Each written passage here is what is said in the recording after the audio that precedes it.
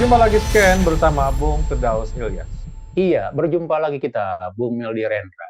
Setelah pemilu selesai dan setelah ditetapkan calon, bukan calon lagi, dan ditetapkan presiden, wakil presiden ya untuk 2024 ya, mulai bulan Oktober ya, Bung Firdaus. Kita melihat ya tentunya ada celah bagi para kandidat lain untuk melakukan gugatan dan ada problem di MK yang disebut dengan Mahkamah Kalkulator ya. Jadi memang secara teknis membuat gugatan yang begitu sophisticated dengan data yang begitu lengkap di setiap wilayah Indonesia itu memang mustahil ya, mustahil gitu ya. Nah, ini bagaimana cara MK menyikapi yang kuantitatif ini, angka-angka segala macam ya terkait dengan untuk masuk ke apa sistemik masif gitu ya. TSM ya? TSM-nya itu bagaimana dia membangun logikanya, ini yang kita tunggu-tunggu dari gugatan, juga dari hakim MK-nya, Bung Firdaus. Iya, betul Bung Meldi. Jadi pasca KPU menetapkan hasil pemilihan presiden 2024 pada tanggal 20 kemarin gitu ya, di mana pasangan Prabowo Gibran ditetapkan sebagai pemenang, kemudian disusul urutan kedua Amin gitu ya, dan ketiga Ganjar Mahfud.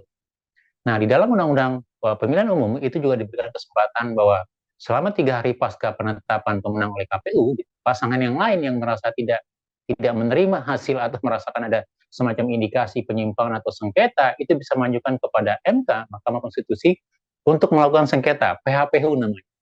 Apa namanya, perselisihan hasil pemilihan umum gitu. Dan paling tidak untuk Pilpres itu sudah ada yang sudah diterima gitu ya. Mungkin dan apa namanya, dan dua pasangan ini juga akan mengajukan kepada MK begitu ya. Nah, memang jadi pertanyaan publik, satu dari sisi legal formalnya gitu ya, hak legal formalnya itu dimungkinkan untuk melakukan gugatan perselisihan hasil Pilpres kepada MK gitu.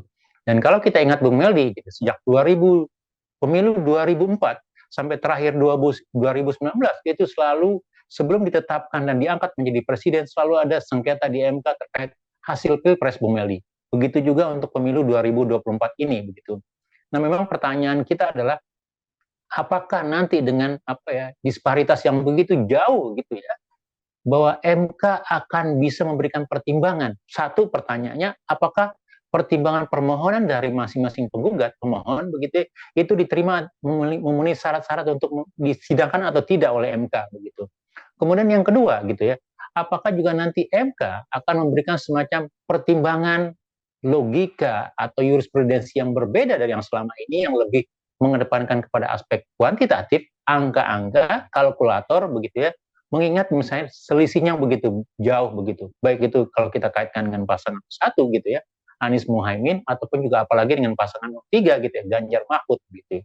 Tetapi kalau kita lihat gitu ya, dari indikasi atau bocoran awal yang akan coba didorong oleh pasangan 01 dan 03 adalah bagaimana indikasi benturan pertentangan kekuasaan, pelanggaran peraturan gitu, persoalan etik dan segala macam begitu ya, dugaan itu yang berimplikasi kepada dalam menggiring opini atau menggiring dalam pencoblosan atau menggiring suara Bu Meldi begitu. Jadi apa namanya, perbuatan yang tidak langsung yang mempengaruhi dalam hasil pemilu begitu. Jadi saya pikir ini satu satu apa namanya, satu argumen baru begitu yang disampaikan kepada Mahkamah Konstitusi terkait perselisihan hasil Pilpres begitu.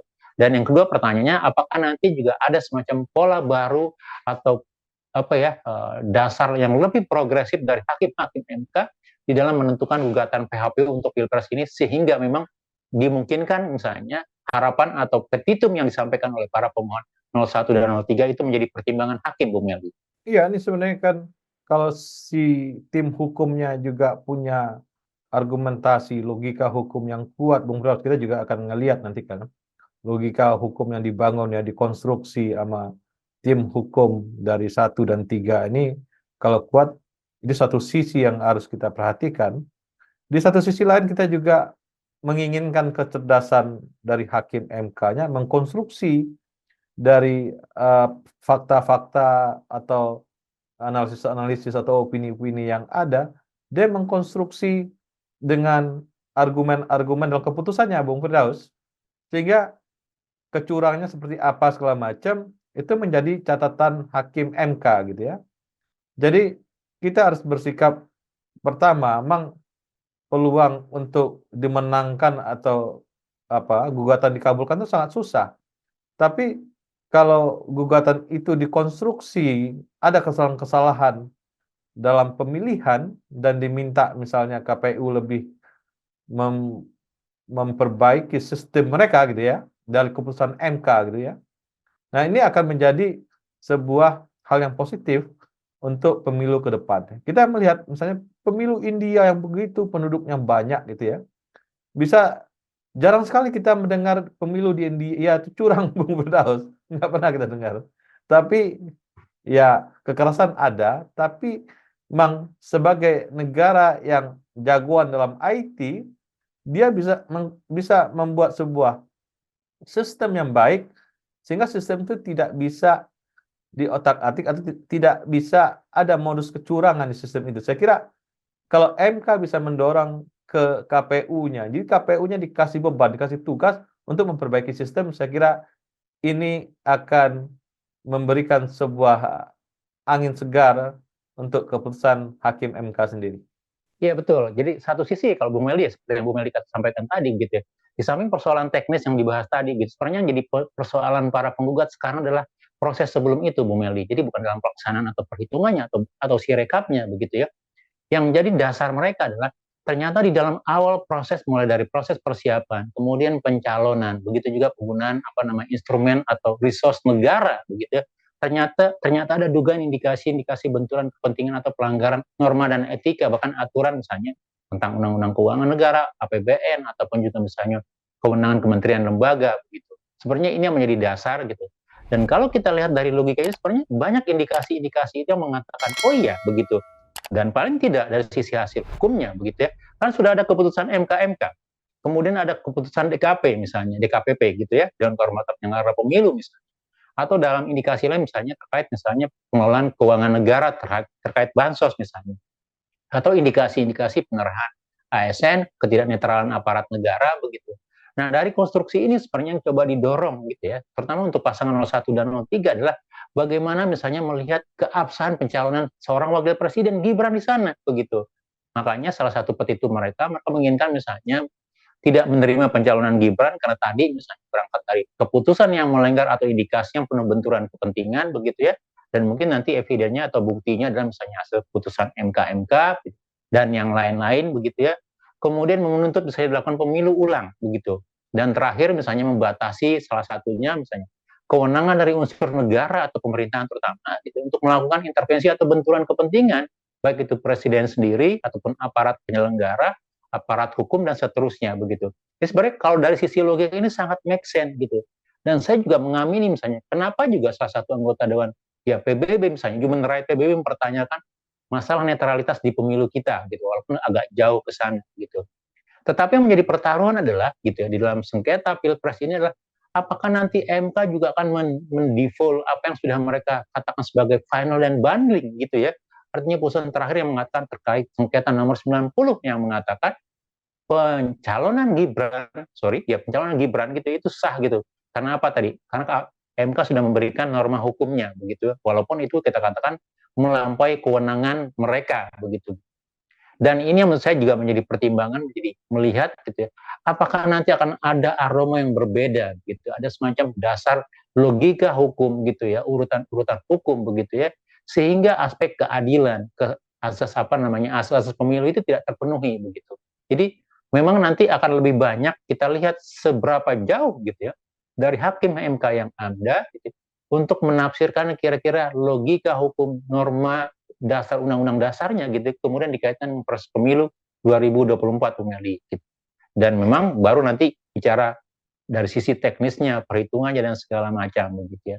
Tapi selama norma dasar itu tidak menjadi satu prinsip dan lebih mengedepankan angka kuantitatif atau jumlah selisih yang begitu jauh, maka kemungkinan dari misalnya sengketa pemilu pilpres ini akan menemui jalan buntu atau dengan kata lain misalnya kemenangan kemungkinan besar gitu ya tetap berada pada tangan Prabowo Gibran gitu.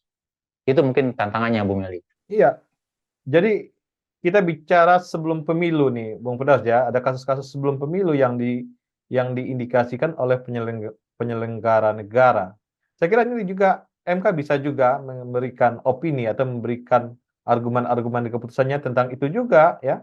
Misalnya masalah bansos, yaitu MK harus tegas gitu, bansos nggak boleh misalnya ya. Itu juga sebuah kemajuan, sebuah hal yang positif dari argumen-argumen MK segala macam. Tapi memang sulit untuk mengarahkan itu menjadi TSM tadi, Bung Firdaus ya, yang kita bahas tadi. Bagaimana dia bisa mengarahkan ke TSM untuk itu? Dan bagaimana juga tim hukum mempunyai bukti-bukti yang begitu banyak, itu yang juga susah kan? Karena ya saya kira bagaimana dia mengumpulkan bukti-bukti itu dan bukti itu valid sebagai fakta. Ini beban-beban yang ke depan harus kita ini kan.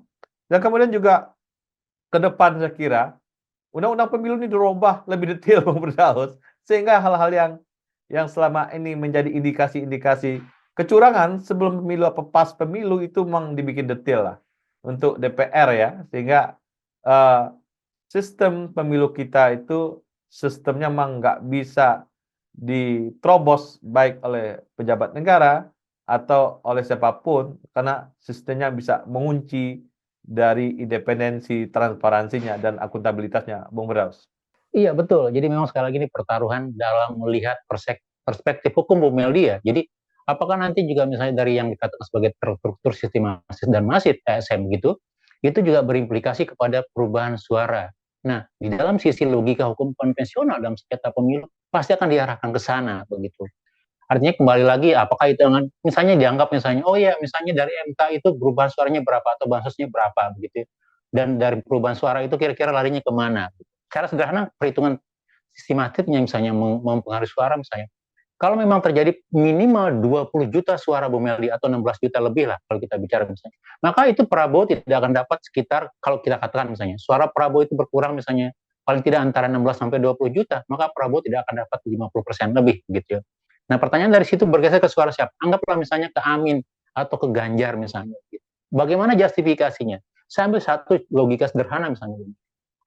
Bansos tambahan, baik itu bansos untuk El Nino ataupun juga bansos misalnya apa namanya bantuan pangan non tunai itu diberikan kepada 20 juta. Bansos BLT El Nino itu diberikan kepada 18,8 juta penerima manfaat PKH, kepala keluarga.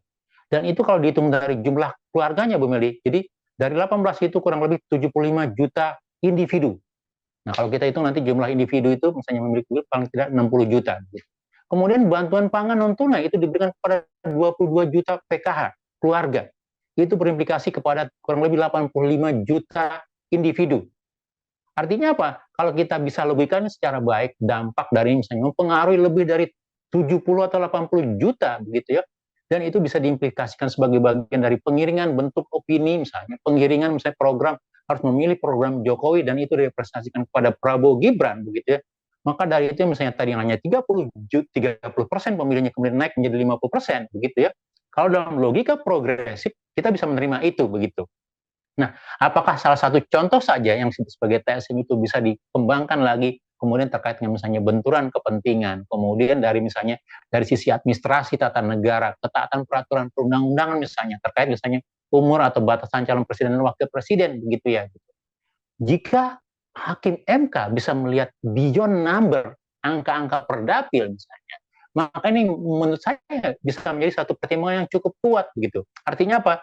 Bisa jadi gitu ya ada pertimbangan paling tidak kalau kita lihat dari komposisi hakim misalnya mungkin nanti ada semacam dissenting opinion segala macam gitu ya. Maka kemungkinan untuk mengulang pemilu itu tetap ada walaupun kemungkinannya kecil Bung Meli gitu. Nah yang kedua memang nanti kita berharap juga dari putusan apa namanya sengketa Pilpres 2024 ini MK juga memberikan norma-norma yang besar paling tidak yang lebih baik gitu dalam rangka misalnya pengelolaan pemilu yang lebih komprehensif, tata kelolanya, batasan-batasan waktu dan segala macam begitu, termasuk dalam sisi pelaksananya pada KPU begitu. Sehingga tidak ada lagi lubang-lubang atau bolong-bolong yang bisa digunakan gitu. Entah itu untuk pemilu yang nanti gitu ya atau untuk kandidat yang lain begitu. Tapi memang tantangannya sekarang kalau kita katakan, beranikah hakim konstitusi memberikan terobosan hukum gitu, memberikan tafsiran baru yang sebagai terstruktur, sistematis dan masif TSM dalam Pilpres begitu ya. Dan kalau itu bisa muncul apa namanya terobosan baru menurut saya itu akan menjadi salah satu hal yang bisa memperkuat baik saja dalam sisi demokrasi gitu, peningkatan dalam sisi substansi demokrasi kita, tapi juga perbaikan dalam pelaksanaan pemilu kita, Bung Meldi. Iya. Terima kasih Bung Firdaus. Iya, sama-sama Bung Meldi. Terima kasih banyak. Salam Indonesia bersih. Salam Indonesia bersih.